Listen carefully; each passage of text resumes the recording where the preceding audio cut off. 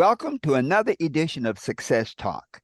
This is Dr. Herbert Harris, and each week we bring you people who have accomplished incredible things, but who have faced overwhelming odds, who have faced barriers and obstacles and still made their breakthrough. So today we have, I'll call him my financial guru, Rory Douglas. Rory, thank you and welcome to Success Talk. Wow. Dr. Herbert Harris, thank you so much for thinking of me to come on your show. And I'm so excited to talk to your audience. And what can I say? I'm overjoyed. Well, I'll tell you, Rory, I really appreciate the work you're doing. You know, entrepreneurship is really the salvation, not just for our people, but for the world. You know, as long as you're working for somebody else, they're only going to pay you just enough to keep you from quitting. Okay. But the other side is you're probably only going to do enough to keep from getting fired. And so entrepreneurship is an area that you can do your best, strive to get better. And when I look at your videos and some of your postings, I see that you really motivate people to say, hey, remember Jackie, what was it? Jackie Gleason used to have that thing, how sweet it is. Yeah. Well, when I watch your videos, that's what I think, how sweet it is. And people need to know that, man. How'd you get started as an entrepreneur? Well, first, I want to say that I'm a new chip off the old block. Mm-hmm. I love to talk to older people, especially the past generation. But as a kid, I was most likely not to succeed. I got kicked out of every elementary school, every junior high school, and I just got kicked out of all of those schools. I was labeled a troubled youth. My mom, she's my mentor. My father passed at a young age. My mom took care of my brothers and sisters. She worked 3 jobs. And it wasn't until I was 16 that my mom actually identified there was an issue and a problem with me because, you know, my mom working 3 jobs and I kept getting in trouble at school and she kept saying, well, you know, why are you getting in so much trouble? She was just so frustrated. But one day we were driving down the road and my mom always was in a hurry. Every time I see my mom, she was in a hurry. We were driving down the road in the car and my mom says, read those instructions because she was trying to get someplace. And, you know, I did what I would normally do. When I was inside of a classroom, I could listen to the teacher, Dr. Harris, and articulate everything that the teacher said verbatim, word for word. I was a bright student. However, when it came down to tests or open book, I was just so overwhelmed because when I read things, I was reading things backwards. So unbeknownst to me, something was wrong. So being embarrassed inside of the classroom, when it came down to a test, open book, I did something to get thrown out of the class. And the teachers kept saying, you're a bright student. Why are you doing this? Well, it was unbeknownst to me, I suffered with something that was called dyslexia. Yes. I was reading things backwards. Yes. So my mom, when she figured out something was wrong, she took me to the school, talked to the counselors, said something's wrong with my son. He's reading things all over the place. They basically tested me and then they said, hey, it's something that was called dyslexia. But I overcame my disability. I always tell people to this day that you can have a disability, but you don't have to be disabled. Oh, yes. So yes.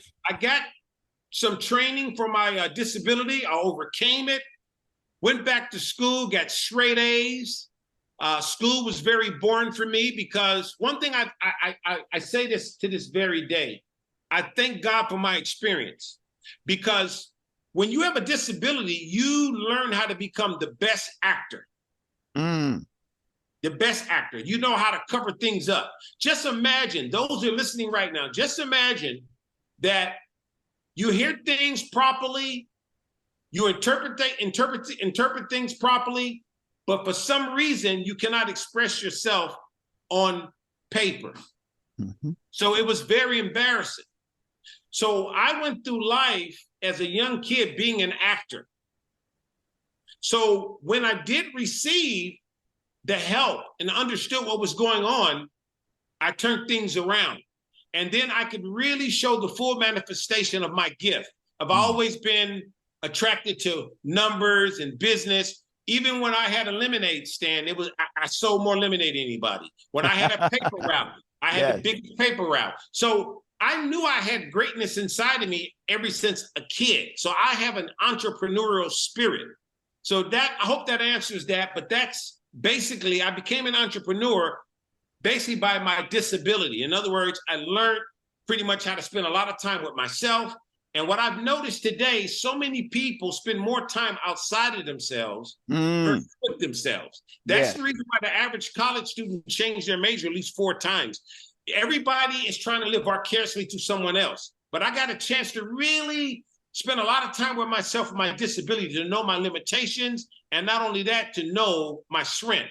And now I'm living my best life. I can fully manifest the things that I have inside of me without any restrictions. Wow. That is so powerful. You know, as you were sharing that, I was thinking, was there any one person that made that difference? That person that maybe enlightened you to the dyslexia, who believed in you and said, you know, this is not you. There's something else going on. Let us get together and find out what it is. Was there any one, maybe 2 people that were like those guideposts? Wow, man, you are right on spot. You're good. It was one person. The first person, his name was Sherman Bradford. Mm. He was a teacher. He was my art teacher. He saw the greatness inside of me, and he would actually tell me I'm great. But I didn't believe it at the time. Yes. So, but he was the one that spoke greatness into my life. He basically told me I was great. But there was a lot of other teachers that saw my greatness, but they tried to sow something else inside of me. Wow. Yeah. Yeah. Well, you know, we were talking a little earlier about schools and, you know, integration and whatnot. And one of the things that, you know, growing up in a segregated South and going to a segregated school system, the teachers had such high expectations of us that those expectations were like a driving factor. And they were very caring. And when I look today at the system, you know, so much of education has become institutionalized. So it's more about numbers and percentiles and all this. But in the era that Mr. Sherman, that idea that when a person sees a student, a young person, and sees them from their potential rather than from their limitations or from the stigmas, you know, that very often, you know, when we worked with the school system, and one of the things that we were surprised was how there was such a disconnect. So many of the white teachers, and it was not a malicious thing, they just did not have a connection experience that gave them the ability to see a Black kid other than the basic stereotypes, you know, and it would start from, you know, interesting, Rory.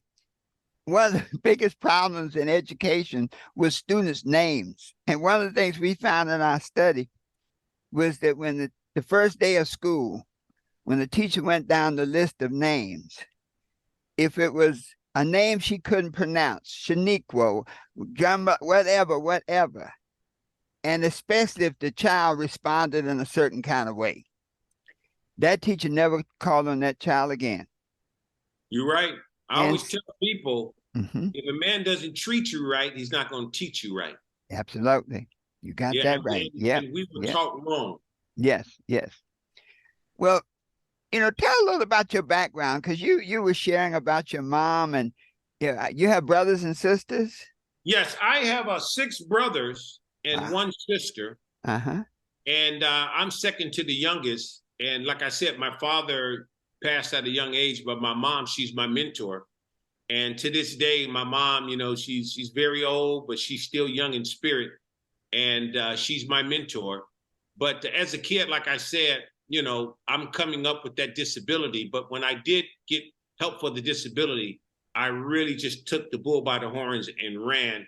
And I've been an entrepreneur all my life. And one thing I do realize is that, you know, I tell people to this very day, you got to learn how to turn your 9 to 5 to your 6 to 9. So there's a big difference between an entrepreneur and a wantrepreneur. Mm. And what's the difference? A wantrepreneur is a person that wants to do something but never pulls the trigger. An entrepreneur is a person really that believes their dream, not only believe their dream, they go after their dream. And I'm a serial entrepreneur, and I'm excited about being an entrepreneur because I know for a fact in life, you're only going to be doing two things, what you talked about. All you're going to be doing is two things. Either you're going to be working to fulfill your own vision or working to fulfill someone else's vision. And it's sad to say that most people are working to fulfill someone else's vision. And that's the reason why the 5% controls the 95%. Woo, yes. You know, as a trainer and one who brings entrepreneurs and people who think, I love your term, entrepreneur. I know it's a slang name, but it's a entrepreneur. I get it, man. I told that because so many times people will want to be entrepreneurs, but it's something that blocks them. They'll come to the trainings, they'll invest their money. Well, what do you find is one of the main blocks for people who want to become entrepreneurs, and how do you help them get through that? Wow, I'll say that I want to say it twofold because first thing comes to my mind when you really think about this, you know how the scripture says that we were born in sin, shaped in iniquity.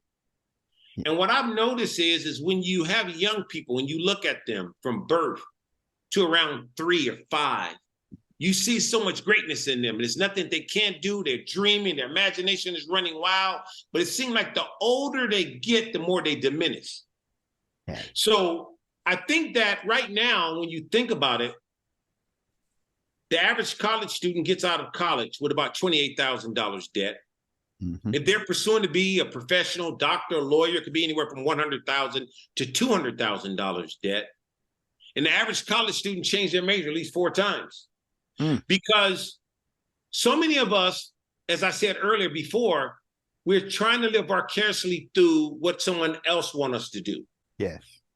And we live in a society, a fast food society of social media, when there's so many things happening outside of us that we really don't spend that much time with ourselves. So I love that you asked that question because I want to encourage, especially young people that are listening and looking, I want them to encourage them to really, really, really find their passion and fall in love with their passion. Also, I want to talk to parents to let parents know that when you see passion inside of your young people, why don't you manifest that? Why don't you help cultivate that instead of trying to get them just on the system of go to school, get a job, and that's it? Because now we see as we speak that, people go to school and they do what they need to do, but they don't get out and get a good job. So it's really all about allowing people to be entrepreneurs, to think freely. Yes. So therefore we can help young people manifest their reality, their dream and their purpose. So it's really all about that. It's really all about allowing our young people to dream again. Mm-hmm. And not only that, invest in them, because we tell our young people today, go to school, get an education, get a job. But think about it. The average college student gets out of college with $28,000 debt. So that's the reason why I love finance, because it's really all about generational wealth, giving our people the proper tools to be able to pass generational wealth. I can look at the educational system and look at our situation and pinpoint it in terms of what's happening right now, because it's pretty much just laid out and written that the demise is there because of what's happening, the way we operate. Yes, yes. When we talk about financial literacy, they don't teach that in school. I before the pandemic, I would speak at different colleges, and I was amazed that many young people had absolutely no understanding of money, of finance, of budget. It was so much consumption oriented, consumerism. And so when you enter upon a field like you're in, that financial literacy, it's going to be critical because, my generation, we used to get a pension. When I came along, the goal was get a job, work 40 years, get a pension. That didn't work for me. I didn't like the job. Okay. I knew 40 years were going to go by, but like, I ain't doing it for somebody else. If I'm going to spend 40 years on this planet, I'm going to do it doing what I want to do. And that was a blessing. But the mindset, though, and it's not a negative thing because many of my contemporaries right now are able to exist because of that pension. That they say, well, I may not have been the best, I may not have been the brightest, but I did my 40 years. Okay. So I get my check. But now, so many of the companies don't offer that. And many people don't have the discipline. And I'm going to come back to that because they don't have the discipline. They'll say, oh, go set up a 401k. But most people don't have the discipline to do that or to make contributions or to make it work for them. So what you're doing right now is critical for this next generation because if one of the things about knowledge is if you don't learn, you will stay dumb. Right, right. Yeah, And I'll tell you something too, man. You better than Walter Cronkite. I'm telling you right now that the questions that you're raising here, but here's something that's really, really critical. Mm-hmm. Right now, as you and I speak, the average American before the pandemic was 1 to 2 paychecks away from being homeless, yes, and 1 out of 3 in debt. So I'm going to answer the question. If the average American is 1 to 2 paychecks away from being homeless and 1 out of 3 in debt, what is this current generation going to pass to the next generation? Ooh, nothing. And you mentioned the pension. Mm-hmm. And you are absolutely right about that because at least in your generation, you would get a pension. Today, you got to be your own retirement plan. Yeah. And right now we see young people. I'm so concerned for young people today because they're not transferring anything from one generation to the next generation. And a lot of it is also tied to the system and how things are set up. But I'll tell you this, that right now, financial literacy is needed more anytime than ever because we go to college for 14 years. We learn nothing about credit, real estate, how money works. We have all these degrees, but we don't understand the finance game. Yes. Even those of us who are professors and doctors, we just can't solve the financial problem. So my solution is that financial literacy has to be in every household. I'm talking your children need to have financial literacy before they get a pair of Nikes. Yes. Before they get a certain brand. Financial literacy is what it's all about because in order for our kids to have money for a lifetime and not a lunchtime, financial literacy is a must. Yes. Because it's very crucial what's happening right now. Yes. And it really concerns me. But I also know that today information is out there that wasn't out there when you came up. Mm-hmm. So I want to be a beacon of light to spread financial education everywhere. And that's what I do day in and day out to give financial literacy to as many people as possible. But I'll tell the older generation, it's just like a tree. If I don't like the tree that the fruit produced, I can't get mad at the tree. I got to get mad at the root. Mm-hmm. So if our young people are bad, that means that we're all the bad. So I think the older people have an obligation to stand up also to speak to young people. And that's what I love about you is that you are out here talking to young people, you spreading the message. And man, that's why I believe that there's a bright future for the young people because of people like you. And you, thank you so much, Rory. I see that mission. And, there's a scripture that says that, to everything there's a season, a time to live, a time to die. There's a time to learn. And one of the things that disturbs me about this education system is the time to be learning financial literacy is when you're young.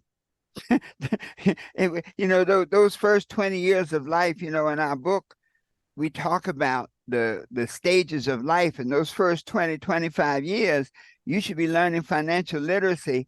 My daughter, her mom was a rep with one of the, as a matter of fact, her mother had been in A.L. Williams in the old days.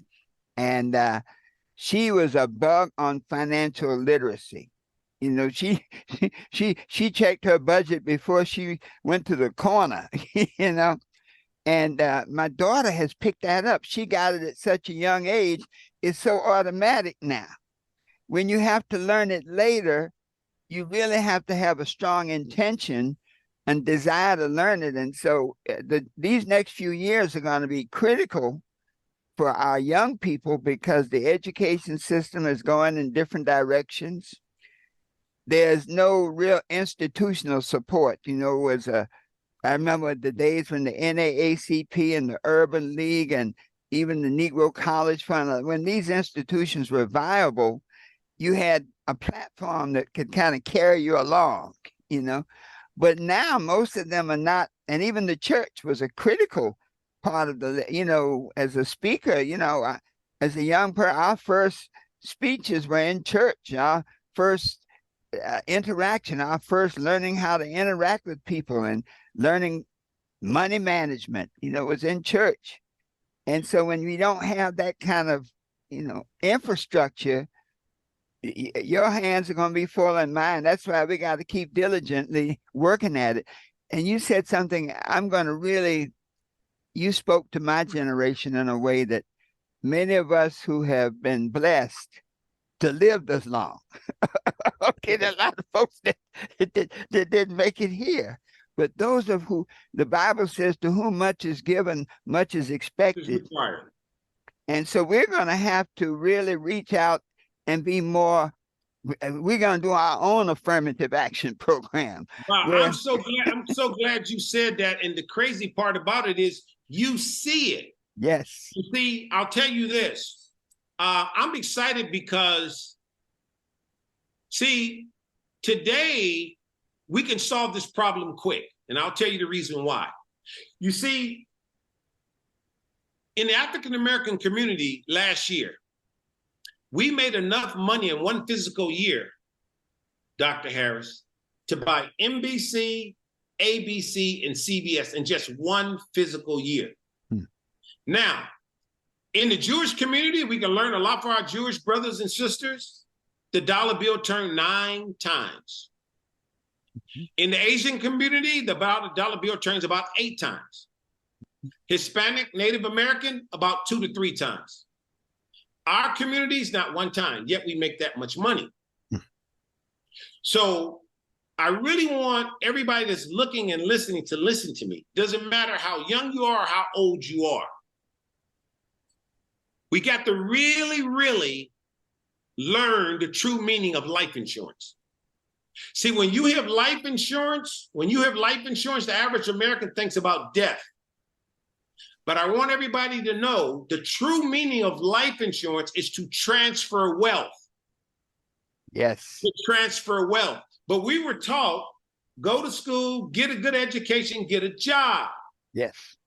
We were not taught financial literacy and how to transfer wealth. So when we see people like Warren Buffett, who has over $65 billion in insurance, and here's something I want people to know. Every family out there, start a family bank through life insurance. Yes. There's 2 things everybody should know. There's 2 things. I'm going to tell you what those 2 things are. Yes. You see, this is how the system goes. We go to the banks, we put our monies in the bank, we get negative 1%, which is nothing. Bank takes our money, they don't save our money. So the same bank that we're taught to save money in doesn't even save our money. But we're taught that we want to do smart banking. So I want to give everybody some smart banking. We put our monies in the bank takes our money, give us negative 1% in most cases, take our money and put it out there and they get a lot of compounding interest. So I always tell people there's 2 things we should know. The first thing is called fractional banking. You guys write that down, fractional banking. And the second thing is called infinite banking. Infinite banking. So we have fractional banking and we have infinite banking. Let's start with infinite banking. Infinite banking is what the rich and the wealthy do. They put their monies where the banks put their money. Now, you don't have to be rich and wealthy to do infinite banking. You just have to have the financial knowledge. Fractional banking is what the banks do.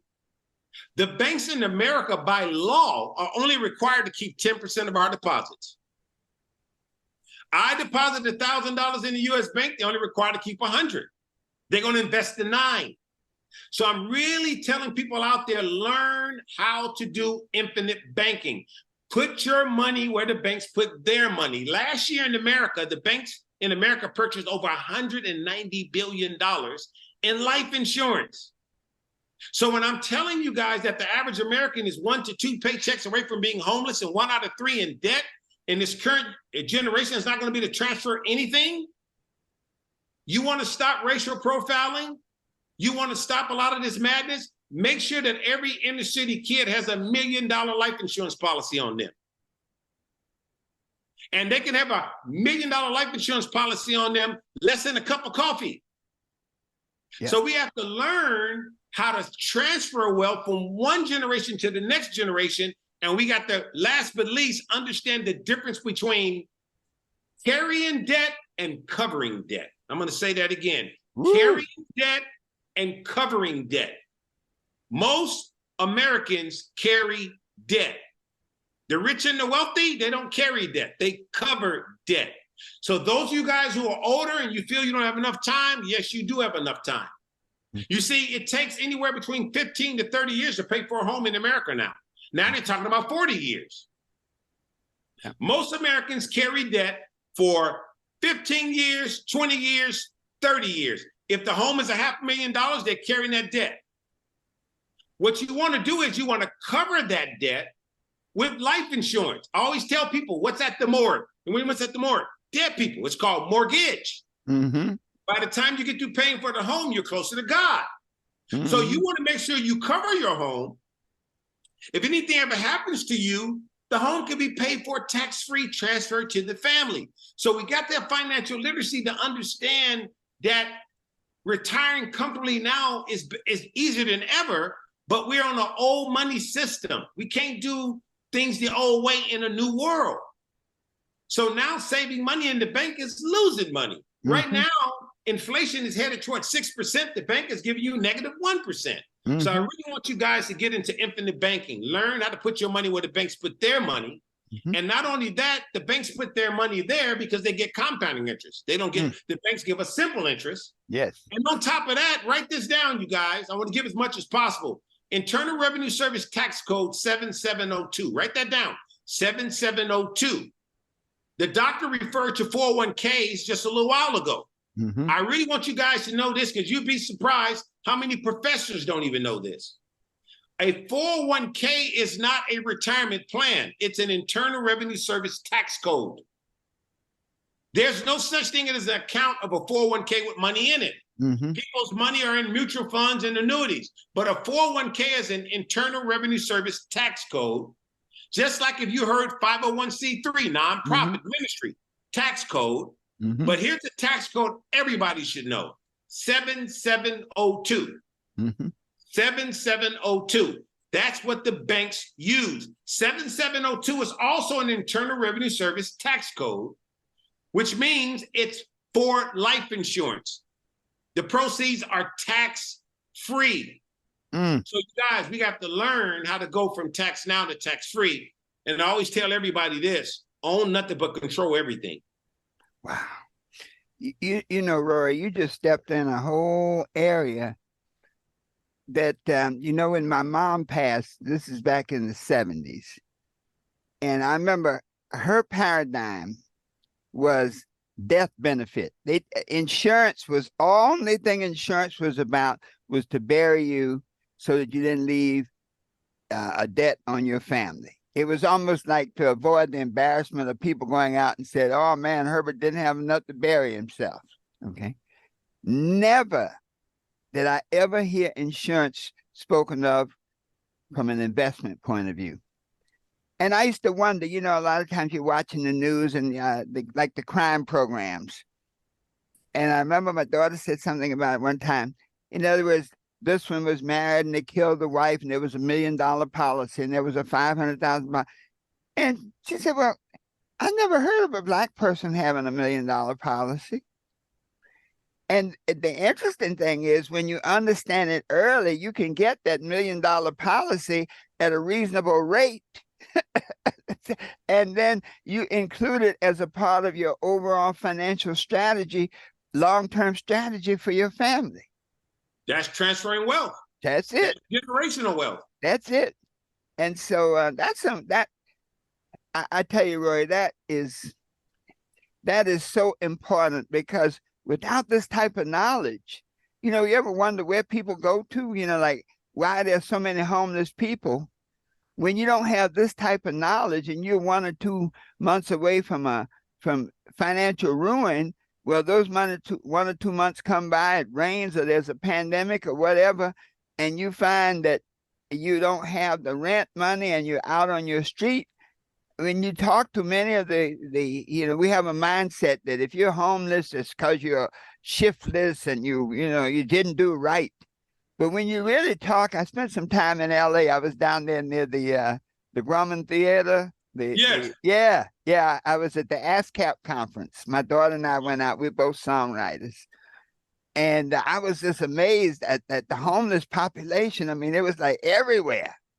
Yeah, And the homeless population is out of control, Well, here's some facts, doctor. 50% of an employee's monthly income goes on rent or mortgage. Yes. So when I say the average American is 1 to 2 paychecks away from being homeless and 1 out of 3 in debt, yeah, it is so true. That's the reason why we have to learn what the rich and the wealthy is doing. That's why financial literacy is so important. Yeah. And when you don't have that information, man, when I talked with some of the homeless people, I was amazed. Like, this is not a bad person. This is a good person. And they were saying, hey, I worked somewhere 28 years. One day they came in and said, job and J-O-B, jobs over, boys. Yeah. And I didn't have a job again. And as I was listening, I was like, man, that could be me. That could be. He says, man, I'm 55 years old. And he said something very, very analytical, man. I almost want to say, well, man, how can you be homeless and be so smart? But he understood it from the backside. In other words, it's like after it happened. And it's going to get worse. Let me tell you why it's going to get worse. It's going to get worse because as you and I speak, we go into the airport, what do we see? Machines. We go into the bank, we see machines. We go into the stores, we see machines. In the next 5 years, in America and Canada, 85 million jobs are going to be displaced. So the homelessness is going to be so astronomical. And guess what? You're not going to be able to point the finger and say it's because of race base. No. You're not, because it's a machine now. It's a machine. That's it. So the bottom line is I am encouraging everybody, I'm not cursing, get your shift together. Shift. I got you. You got to shift You're thinking. the way you think. Yes. So we got to start investing in our little ones, learning how to have compounding interest accounts. Yes. Every family should have a family bank. Yes. You also should have a trust. Yes. And that's what it's all about, creating a family bank, setting your kids up for a lifetime and not a lunchtime, and just falling in love with financial literacy. And not only that, learn infinite banking, because let me tell you what the rich and the wealthy do. Yeah. And you guys can do it also too. Everybody's looking. You can do it also too. The reason, I didn't tell you the reason the bank put all that money into life insurance. See, last year, the banks put over 190 billion into life insurance. Let me tell you what they do. When I gave you guys 7702, that's why I want you to become your own family bank. When you become your own family bank and you're saving money over time, it's called infinite banking. So let's just say I got $50,000 sitting in my life insurance policy. I can go to the life insurance company, Dr. Harris, and say, hey, I want to borrow $50,000. The life insurance company would give you $50,000 without touching your money, no credit check. That's right. Your money is still there getting uninterrupted compounding interest. Yes. So we got to learn how to be able to leverage our own money, to borrow against our money, to build businesses and create generational wealth. Yeah.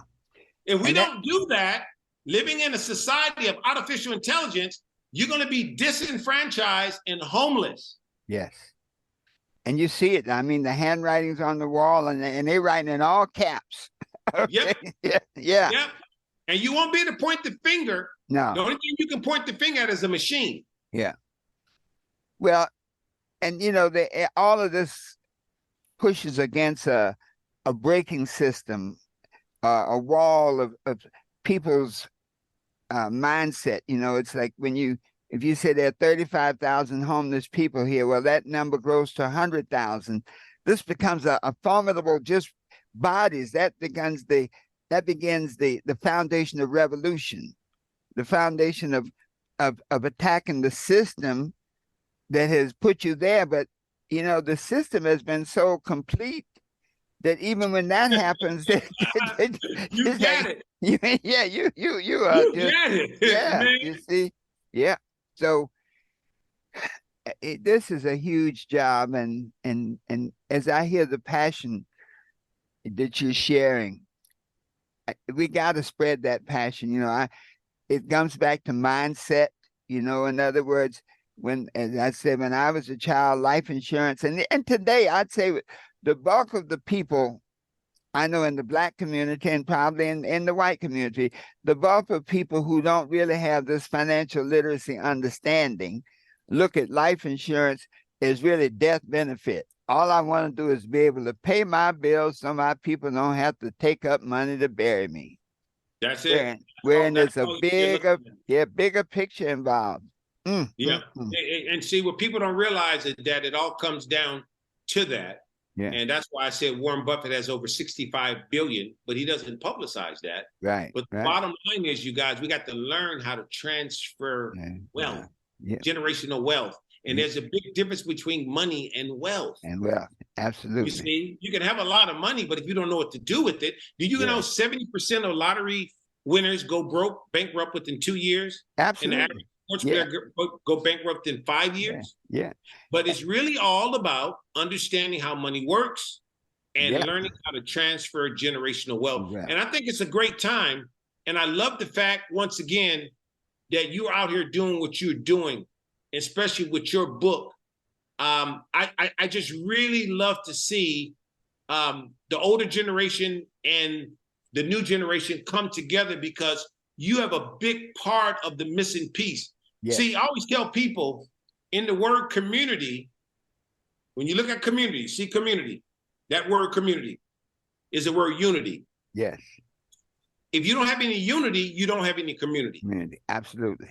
So the bottom line is that we got to start talking about financial literacy, because one of our biggest problems is not trusting one another. Yes. And that's something that was pretty much bred. We never was taught the true meaning of business. We didn't come here on the Nita, the Pinta, the Santa Maria. We came in the holds of slave ships. Yes. Yes. And when we got here, our name, our culture, our religion, our God was stripped away from us.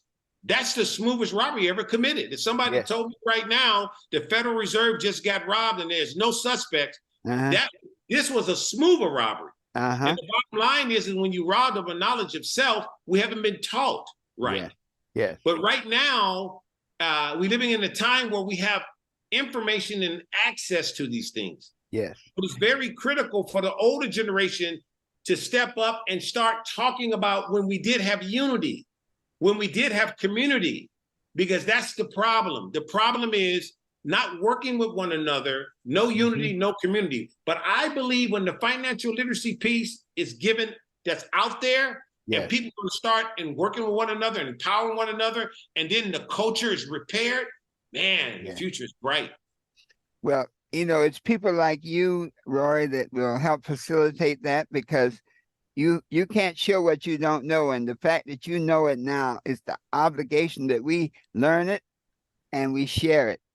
I was thinking back a couple of things that that you were sharing.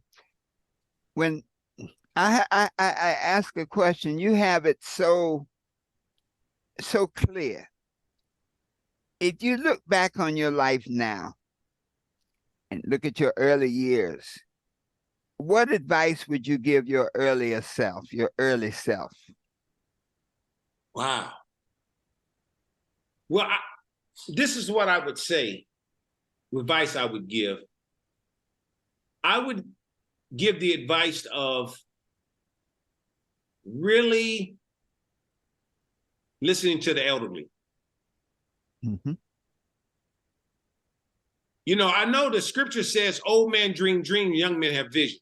Mm-hmm. But I believe it's the elderly's dreams that will make our vision become a reality. Mm. Okay. So if I would have to do it all over again, and this may sound crazy because I used to appreciate that wino that was on the corner. Mm-hmm. I would appreciate that wino. When I was a kid, I could go in the corner and find winos on the corner. Mm-hmm. And people look down on winos. But I found that they were some of the smartest people because they would tell me not to go through what they went through. Okay. And today, the young people don't have that anymore. They have an iPad. They have technology. They're not talking to the elderly. Mm-hmm. And I really feel like I want to encourage the older generation, those who are looking and listening right now, you do have something to say. Your story means a lot. Yes.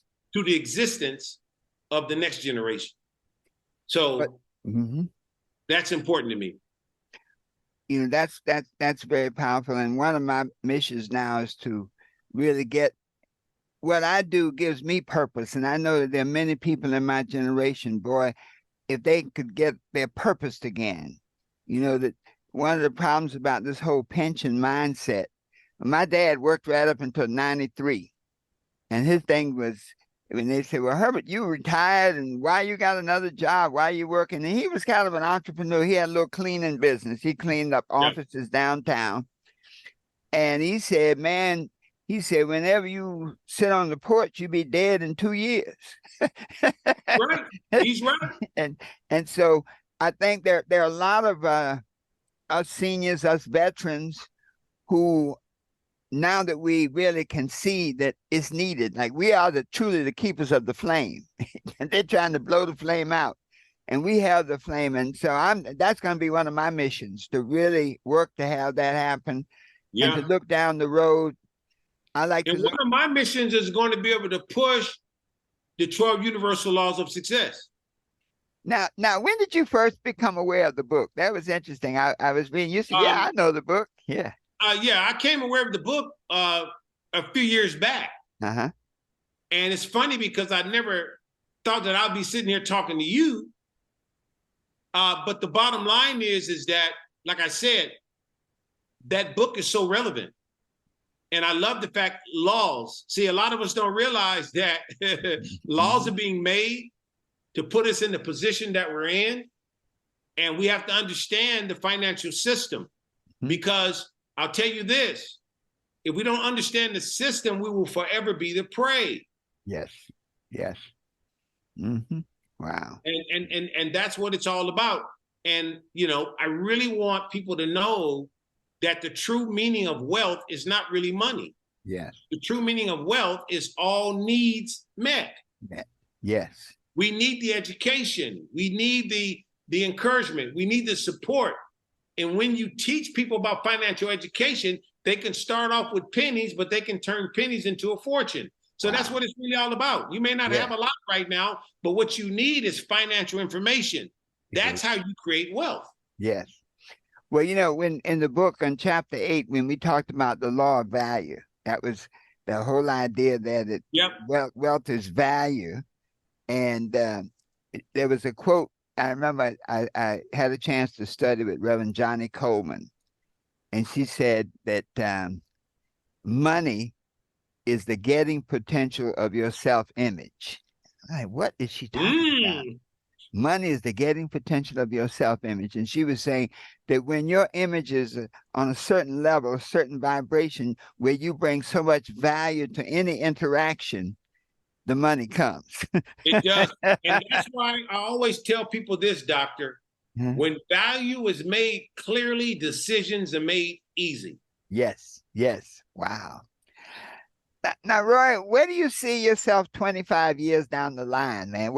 When you look 25 years down the line, what would you tell yourself 25 years? What would you tell your current self? Man, I'm gonna be mirroring what you're doing. I'm still going to be on the front lines, adding and sharing into lives. because I feel like I have a responsibility because the Lord has blessed me despite of my disability and my obstacles to rise. So I have a obligation to give back and pass the baton. So I'm going to be looking forward to passing the baton to as many young people as possible. So I'll be out there on the front line just like you are. And I'm going to be a warrior, but not a worrier. All right. A warrior, but not a worrier. Wow. Well, my friend, I tell you, we have covered. Number one, we're gonna have to do a couple more interviews because there's so many. We just Yeah, started. yeah, We just started. yes, We just started. This has to be a continuation, man. yes, yes, We just started. yes. Because there's so much insight that when the mastermind principle says, "When two or more gather on one accord, I am." I am is the making power. The creative power is among them. And it's that type of dynamism that can just Oh radiate, man, man. and make the world change. Yes. I Woo. want to say one thing. You just Yes. said something when you said I am. I really want the listeners and those who are looking, listen to this. Uh-huh. You have your conscious mind and you have your subconscious mind. Your conscious mind is tied to your emotions, your feeling, your sensory. Your subconscious mind has no emotions, no feelings, no sensory. 95% of what happens in our lives in terms of success comes out of the subconscious. Mm-hmm. So it's so important, you guys, that you speak positive things to yourself every single day. I am the head and not the tail. I shall lend and not borrow. You got to speak great things over yourself. And when you start believing what you're decreeing and declaring to yourself, you're going to see it in reality. It's all about what words we use. Yes. And that's what it's all about. So I'm just so happy that you talked about the I am, because a lot of us, we're so beat down from the pressures of life that when we listen to us, we're using words that's keeping us in our condition. Yes. You guys, there's wealth in the word. And not only is it wealth in the word, also the word cannot return void. Woo! That's right. In Genesis, it said that God spoke the world into existence. He said, let there be light. And so in our lives, let there be money. Let there be wealth. Let there be health. Let there be joy and happiness. Woo! There it is. There it is. Oh, man. Whoa. What can I say? What can I say? Man, I got to get out to California soon. Anytime, man. Anytime. Anytime. Well, someone called me the attention. There's that wine company out there. Was it Black Girl Magic? Yes. The wine. Well, the two girls, they're two sisters, I guess half sisters. Their dad was my cut and running buddy in New York. Wow. So somebody, they were giving a news piece about them and how he'd brought them together, but he passed, he died. And so they come and they say, isn't that Kelly McBride that you used to run with in New York? Well, we didn't call him Kelly, we call him Colin Kelly, because his first name was Colin. That was a good old Southern name. Colin Kelly. It was a Colin Kelly McBride. He liked to say the whole thing, like you don't come and just say Colin Kelly McBride. He was about 6'6". And so we've been in communication with the two daughters, and just so proud of them. And you just never know who is going to be where they are at some time in the future. He was, but you know what, Rory? He was always a good guy. He was always a guy that worked hard, that, he took whatever he had to do it with and did it to the best of his ability. So I'm not surprised that they're doing such great things, man. But I'm going to be heading out to California at some point. We want to get together and talk. Add me to the agenda. All right, man. But listen, any final words before we wrap up? You dropped so many nuggets. I feel like we've been walking through a diamond mine. I'll tell you this. My final words is to everyone: your dreams are not a figment of your imagination, just showing you glimpses of your future. Keep on believing. Keep on just sharing, and let go and let God. I don't compromise that. I always tell people it's either the word or the world. And greater is he that is in us than he that is in the world. So God's word cannot return void, as I said earlier. And you guys, 90% of winning is simply excitement. I'm going to say that again. 90% of winning is simply excitement. Stay excited. Stay encouraged. Woo! Well, Rory, thank you so much. Thank you so much. What you have shared today, and to our listeners, I've interviewed a lot of people, but this is an interview that you need to say, I'm going to school today. This is the type of interview you need to sit down, listen to it 3 or 4 times, take notes, and let this interview be like a seed. That now you've heard some of these powerful things, the tax code, the whole idea of approaching banking, infinite banking, fractional banking. I mean, I know you haven't heard these things before, okay? Yes. But now that you listen to this program, write those things down, do some more investigation, and whatever you do, commit to learn more so you can be more. The more you know, the more you can be, the more you can be, the more you can experience. You have the power to be whatever you want to be, to do anything you desire, and have anything you wish, always knowing that the best is yet to come. And so it is.